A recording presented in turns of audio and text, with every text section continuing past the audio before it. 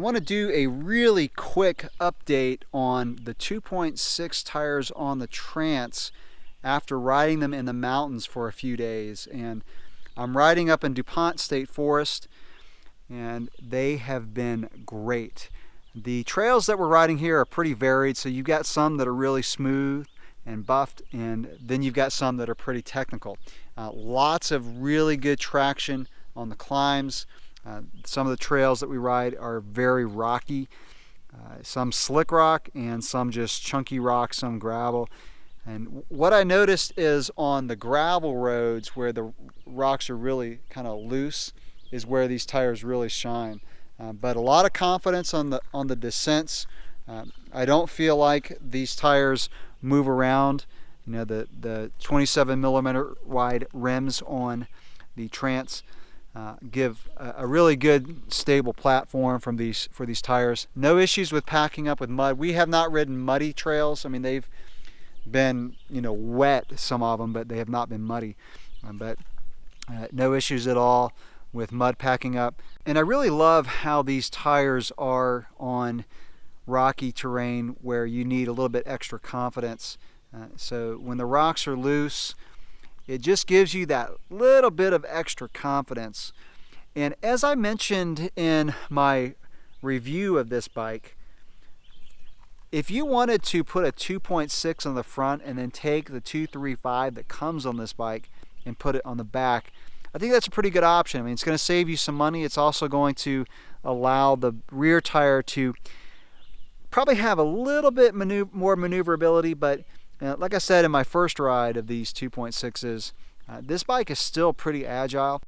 Again, really good traction on the climbs. I think I only remember one time when the rear tire slipped out. You pretty much got as much traction as you're going to have power in the pedals. Now, if you're riding something that's really rocky and muddy and wet, then yeah, you might slip it out. But I haven't had that issue, and I love the traction, the stability that you get on the climbs, and descending with the 2.6s makes the bike super stable. Again, when the trails get chunky and rough, they give, you know, good traction, good grip, but more importantly, good braking performance. I did get a flat on this. The stands finally sealed it up. It was a little bit of a bummer because it took a while to fix, and I won't really go into that because I did that in my vlog. They are the snakeskin sidewall, and someone asked me on the comment what compound I use, and these are the Trail Star compound. I'm not really going to go into the differences in the compound, but I just wanted to mention that. So good sidewall protection. And again, I mentioned this in one of my other videos recently, but I had a conversation with someone in the bike shop locally, and I asked him if they ran plus tires, and he said no because of the thinner sidewalls. He said 2.5, 2.6 is about as big as they run in this area, and this is, you know, Pisgah, DuPont State Forest, so you get some pretty sharp rocks in some of the trails.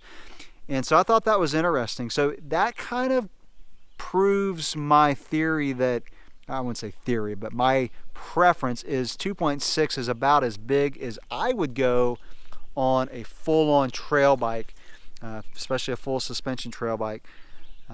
And I said that because I didn't think that I needed any more traction and grip, because the suspension also helps out with that. I'm inserting this clip when I'm back at home because a lot of you have asked me about measurements of these 2.6 size tires. I'm sorry, I don't have a gauge to measure it, so we're going to do it the old-fashioned way and use a tape measure.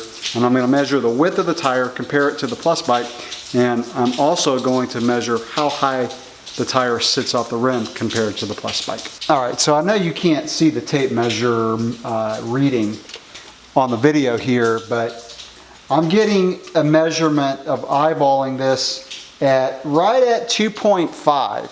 So not quite a 2.6, but pretty darn close. So again, Schwalbe Knobby Nick using a tape measure, I'm measuring at about 2.5. Now I'm measuring the rear tire on the Plus bike. This is supposed to be a 2.8, and I'm getting 2 5/8. So that's 2.625. So this one's actually a little bit narrower than a true 2.8. And likewise, the front tire of the Plus bike measures 2 3/4, so 2.75 for the Plus tire on the front, so not quite a 3.0. Now this is just pretty unscientific, but I'm measuring how high the tire sits from, I'm going right where the top of the rim is, and this is just to give us a comparison. So the rear I get 58, and the front I actually get 60. Now let's look at the 2.6 and see how high that sits off the rim. So I'm not showing me measuring this, but I actually got 53, and I'm not looking at the knobs, I'm only looking at the casing of the tire. So I got 53 millimeters from the rim here up to the top of the tire for the 2.6. So that's just a little comparison to give you an idea of the size difference between that 2.6, that 2.8, and a true Plus tire at 3.0. So that's my update with the 2.6s on the Trance. A very good upgrade that I can recommend. I don't think it's something that you feel like you have to do, because the stock tires on this bike are still really good. I love knobby nicks. It's not something, it's not a dramatic difference. It's not like going from a 1.9 to a Plus tire, but it is an upgrade that's nice. And like I said, if you're on, if you're on a budget and you just can't afford to do it, don't worry about it. But if you can, and if you just want to get a 2.6 to the front, that's cool. If you want to get both, I think you're going to like it. Like I said before, no real issues with agility on the bike. It's an upgrade that I can recommend. So there you go, 2.6s on the Trance.